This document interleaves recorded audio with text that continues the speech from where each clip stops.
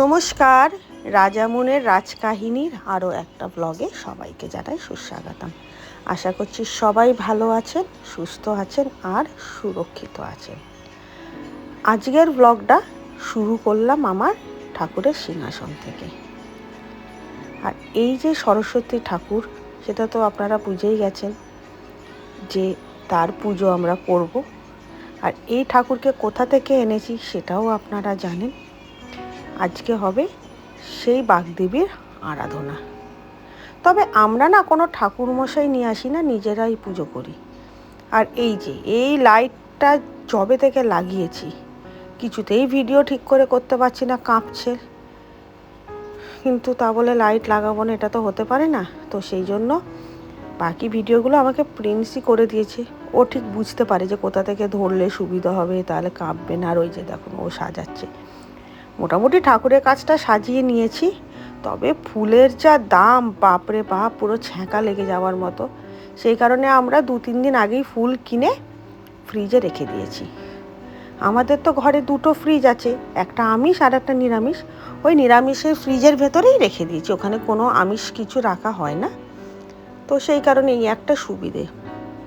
যেই মালাগুলো আমরা 15 টাকা বা 10 টাকা বা 20 টাকায় কিনি গাঁদা ফুলের, সেই মালাগুলো বিক্রি হচ্ছে 35 টাকা, 30 টাকা, 40 টাকা, 45 টাকা, মানে যে যেরকম পাচ্ছে সেরকম নিচ্ছে।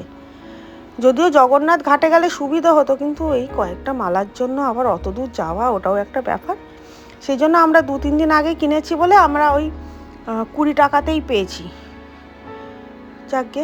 আর এই যে এখন চলছে আমাদের বুড়ো বাবার জায়গাটা সাজানোর পালা। তবে এই দায়িত্বটা হচ্ছে প্রিন্সের। ওর মতো করে আমি সুন্দর করে সাজাতে পারি না। আর বাকি পুজো করার দায়িত্ব আমার। সরস্বতী ঠাকুরকে তো সাজানো হয়ে গেছে, এবার হচ্ছে বুড়ো বাবাকে সাজানো, তারপরে শালগ্রাম শিলাকে সাজানো। কেননা ওনার তো আবার পুরোটাই শ্বেতের ওপরে, মানে সাদার ওপরে, সেই কারণে ওনাকে মালা দিলেও আমাকে গোলাপ ফুলটা কেটে মালা দিতে হবে, এরকম একটা ব্যাপার।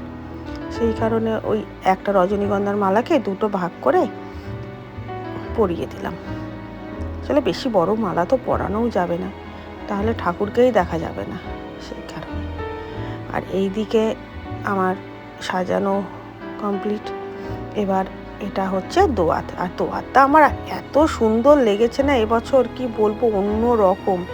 সেই জন্য আমি দেখেই এই দোয়াতটা তুলে নিয়েছি। আর দোয়াতটা কেমন হয়েছে আমাকে কিন্তু কমেন্ট বক্সে জানাতে ভুলো না। ব্যাস। আর আমার তো কোনো ঠাকুরমশাই আসে না, আমরা নিজেরাই পুজো করি। সেই কারণে আর ওই রকম করে ডাব বা ওরকম করে কিছু নিয়ে আসি না। এমনি ঘটে প্রাণ প্রতিষ্ঠা করি নিজের মতো করে, ব্যাস।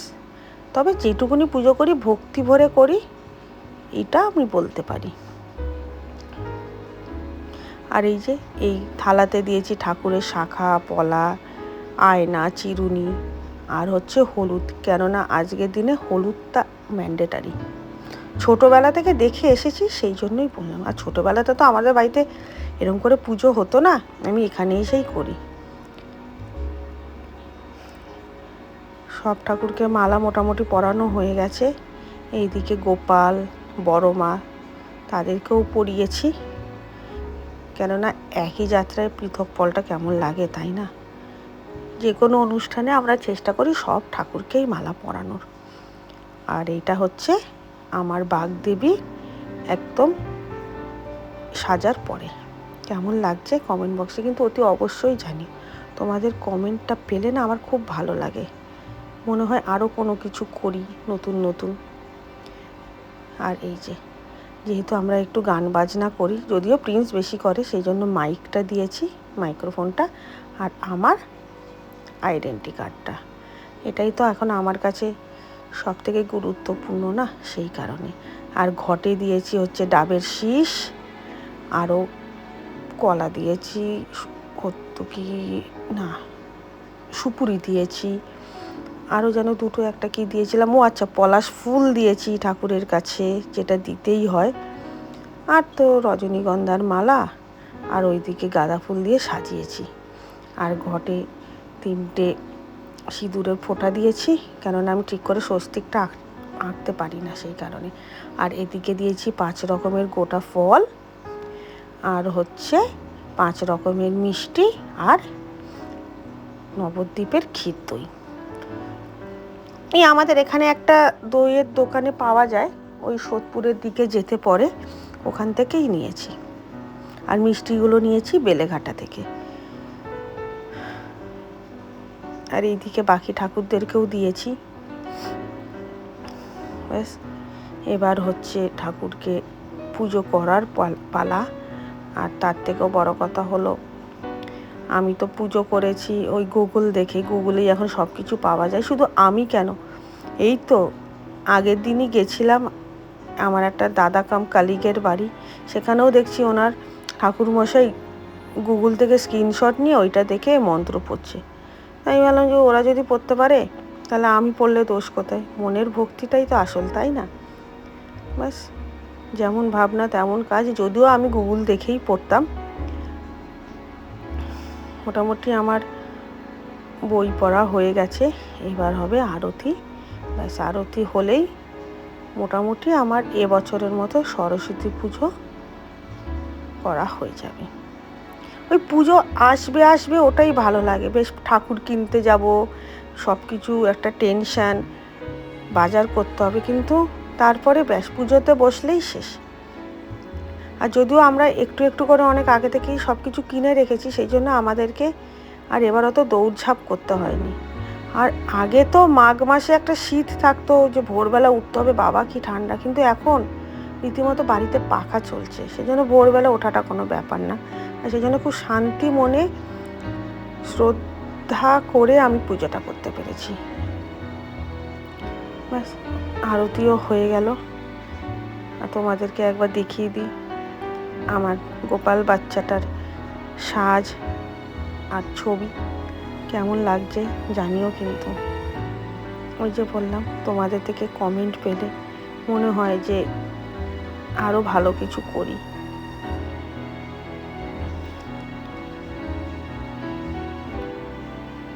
তবে আমাদের বাড়ির কোনো অনুষ্ঠানে গোপালকে ঠিক সাজিয়ে তুলব।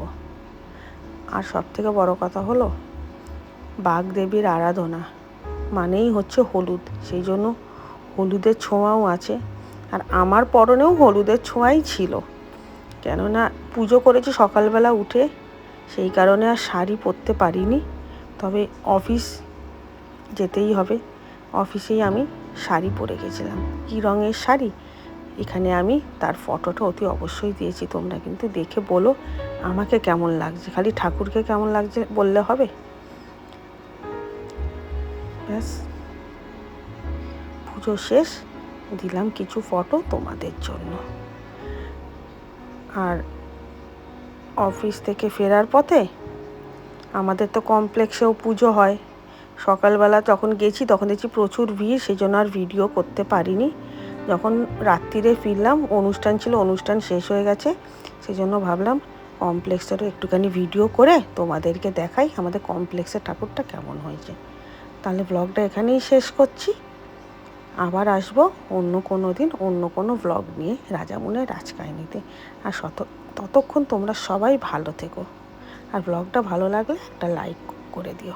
টাটা।